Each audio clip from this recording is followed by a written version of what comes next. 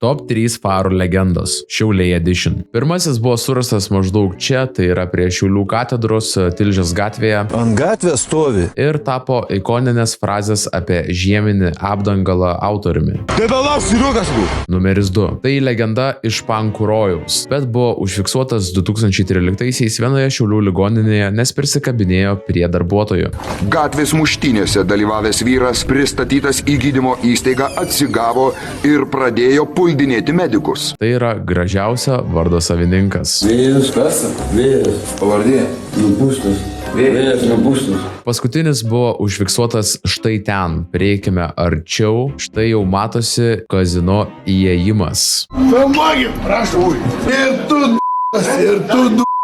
dien visų, ir tu.